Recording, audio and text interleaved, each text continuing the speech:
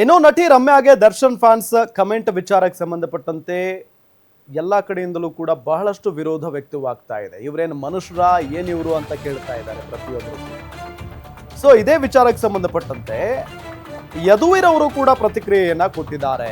ಇಂಥ ನಡವಳಿಕೆಯನ್ನ ಬದಲಾಯಿಸಿಕೊಳ್ಳಬೇಕು, ಟೀಕೆ ಮಾಡುವವರು ಸರಿಯಾದ ರೀತಿಯಲ್ಲಿ ಮಾಡಬೇಕು, ಸುಮ್ಮನೆ ದ್ವೇಷದ ಕಮೆಂಟ್ ಅನ್ನ ಮಾಡೋದಕ್ಕೆ ಹೋಗಬಾರದು. ಮೈಸೂರಿನಲ್ಲಿ ಬಿಜೆಪಿ ಸಂಸದ ಯದುವೀರ್ ಹೇಳಿಕೆಯನ್ನ ಕೊಟ್ಟಿದ್ದಾರೆ. ದರ್ಶನ್ ವಿಚಾರದಲ್ಲಿ ತನಿಖೆ ನಡೀತಾ ಇದೆ, ಸಂಸ್ಥೆಗಳಿಗೆ ತನಿಖೆ ಮಾಡೋದಕ್ಕೆ ಬಿಡಬೇಕು, ಕೋರ್ಟ್ ಸರಿಯಾದ ಕ್ರಮವನ್ನ ತೆಗೆದುಕೊಳ್ಳುತ್ತೆ ಅನ್ನೋ ನಿಟ್ಟಿನಲ್ಲಿ ಮೈಸೂರಿನಲ್ಲಿ ಯದುವೀರ್ ಒಡೆಯರ್ ಸಂಸದರು ಮಾತನಾಡಿದ್ದಾರೆ. ಯಾರು ಸರ್ ಇತ್ತೀಚೆಗೆ ಸೋಷಿಯಲ್ ಮೀಡಿಯಾದಲ್ಲಿ ಸಾಕಷ್ಟು ಬ್ಯಾಡ್ ಕಾಮೆಂಟ್ ಹಾಕೋದೆಲ್ಲ ನಡೀತಿದೆ ಸರ್. ಈಗ ಮಾಜಿ ಸಂಸದೆ ರಮ್ಯಾರ್ಗೂ ಕೂಡ ಅಂತಹದ್ದೇ ಕೆಟ್ಟ ಕಾಮೆಂಟ್ ಗಳನ್ನ ಹಾಕಿದ್ದಾರೆ ಸರ್. ದೂರ್ ಕೊಡ್ಲಿಕ್ಕೆ ಹೋಗ್ತಿದ್ದಾರೆ. ಯಾರು? ರಮ್ಯಾ ಮಾಜಿ ಸಂಸದೆ.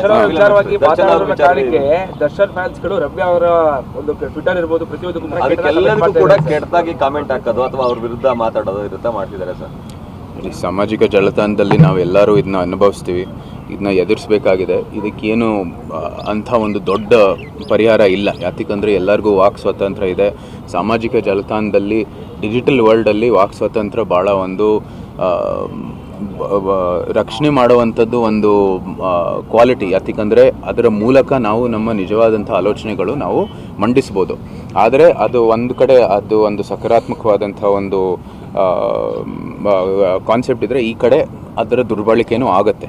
ಸೊ ಅದು ಒಂದು cost we have to pay, ಅದು ಇದ್ದೇ ಇರುತ್ತೆ. ಆದರೆ ನಾನು ಯಾವತ್ತೂ ಸಹ ನಮ್ಮ ನಡವಳಿಕೆ, ನಮ್ಮ ವ್ಯಕ್ತಿತ್ವ ಅದನ್ನು ನಾವು ಬದಲಾಯಿಸಬೇಕಾಗಿದೆ. ಬರೀ ಸೋಷಿಯಲ್ ಮೀಡಿಯಲ್ಲಿ ನಿಮ್ಮ ಮುಖ ಕಾಣದೇ ಇರೋ ಕಾರಣಕ್ಕಾಗಿ ಏನೇನು ಬಂದಂಗೆ ಬರೆಯೋದು ಅಂಥದ್ದು ಅವಕಾಶ ಅಲ್ಲ.